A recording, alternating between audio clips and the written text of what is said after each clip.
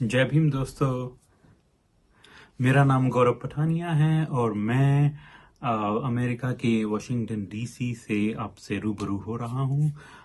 Max Maharashtra के सारे दर्शकों को आज भारत रत्न बाबा साहेब डॉक्टर भीमराव अंबेडकर के 66वें परिनिर्वाण दिवस पर मेरी तरफ से और यहाँ रहने वाले सारे भारतीयों की तरफ से जय भीम, जय भारत। दोस्तों, आज के ही दिन 6 दिसंबर 1956 को बाबा साहेब हम सबसे अलविदा कह चले थे। लेकिन हमसे दूर जाते वक्त, हमें अलविदा कहते वक्त, उन्होंने हमारे लिए, हमारे देश के लिए वो इतना कुछ देकर चले गए, इतना कुछ छोड़कर चले गए कि उसके लिए हम और हमारा देश हमेशा उनका आभारी रहेगा, उनका ऋणी रहेगा। हजारों साल पुरानी इस अमानवीय जातीय व्यवस्था, छुआछूत व्यवस्था को समाप्त करने के लिए, खत्म करने के लिए बाबा साहब ने सबसे पहले हमारे देश को एक आईना दिखाया, बताया कि हम सब इस व्यवस्था के गुलाम हैं। और बाबा साहब ने इस गुलामी से मुक्ति का रास्ता भी हमें बताया।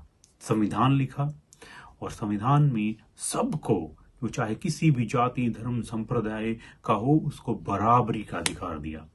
We are Indians firstly and lastly का नारा दिया और बताया कि जो भी लोग इस भारत देश की सीमा में रहते हैं वो उनको समान नागरिकता का अधिकार मिलेगा, इक्वल सिटीजनशिप का राइट दिया। औरतों को बराबरी का दर्जा दिया। हिंदू कोड बिल के माध्यम से सारे औरतों के सारे अधिकारों को संरक्षित किया, सुरक्षित किया, सुनिश्चित किया। और फैमिली प्रॉपर्टी में औरतों को बराबर का शेयर हो, अधिकार हो, उसका प्रस्ताव पारित किया। जब बाबा साहब ने 1936 में इंडिपेंडेंट लेबर पार्टी बनाई, वहां से लेकर जब संविधान लिखा तो सारे श्रमिकों के, लेबर क्लास के सारे अधिकारों को संविधान में सुनिश्चित किया। तो आज हमारे सारे सरकारी कर्मचारी जितनी तरीके के अधिकारों को एंजॉय कर रहे हैं, उसमें बाबा साहब का सबसे बड़ा योगदान है। तो हमें ये बच्चों को बताना चाहिए कि बाबा साहब ने हम लोगों को कितने अधिकार दिए, किस तरह के अधिकार दिए। और सबसे बड़ी बात, राइट टू एजुकेशन, जिसकी शुरुआत बाबा महात्मा फूले ने की थी। और बाबा साहब ने हम सबको संविधान में राइट टू एजुकेशन, ताकि हम लोग स्कूल जा सकें, हमें स्कूल का, किताब का अधिकार दिया, पढ़ने का अधिकार दिया। हमें उनके जरिए हमें महात्मा फूले मिले, माता सावित्रीबाई फूले मिली, शाहू जी महाराज मिले, और ना जाने और कितने ऐसे महापुरुष जो बाबा साहब हमें देकर चले गए, जिनकी वजह से आज हम एक समान नागरिकता का अधिकार एंजॉय कर रहे हैं। तो आज के दिन मुझे लगता है कि बाबा साहब को सच्ची श्रद्धांजलि अगर दी जाए तो वो होगी, उनको याद करने का सबसे अच्छा तरीका कि उनके बारे में पढ़ा जाए, उनके बारे में जितना लिखा गया वो पढ़ा जाए।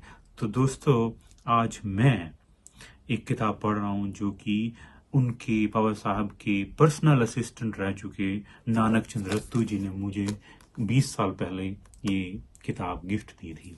आज बाबा साहब के परिनिर्वाण दिवस पर मैं ये पढ़ रहा हूँ। तो मुझे आप कमेंट बॉक्स में लिख के बताइए, आज आप कौन सी किताब पढ़ रहे हैं अपने बच्चों के साथ, आप क्या उनको कौन सी किताब गिफ्ट में दे रहे हैं। तो इसी के साथ जय भीम, जय भारत, आपसे फिर मुलाकात होगी। सर्वांना जय भीम। माझं नाव विकास तातड। सध्या मी कोलंबिया विद्यापीठाच्या टीचर्स कॉलेज येथे masters in international and comparative education हा कोर्स करतो आहे। आणि आज परमपूजनीय डॉक्टर बाबासाहेब आंबेडकर यांचा महापरिनिर्वाण दिवस, त्यांच्या स्मृतीस मी विनम्र अभिवादन करतो। आज जे काही आपल्याला मिळालं आहे ते सगळं डॉक्टर बाबासाहेब आंबेडकर यांच्यामुळेच मिळालं आहे।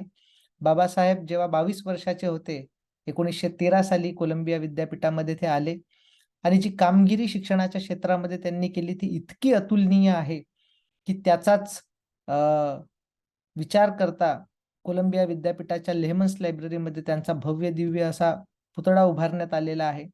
सोबतच बाबासाहेबांचे सगळेच रायटिंग अँड स्पीचेस जे कदाचित इतर ठिकाणी मिळणार नाही, ते सगळे कोलंबिया विद्यापीठामध्ये ठेवलेले आहे। आणि दरवर्षी जगभरातून लोक जे आहेत इथे कोलंबिया विद्यापीठामध्ये येत असतात, त्यांना अभिवादन करायला येत असतात आणि या क्षणी मी जास्त न बोलता त्यांना पुनश्च एकदा विनम्र अभिवादन करतो. जय भीम.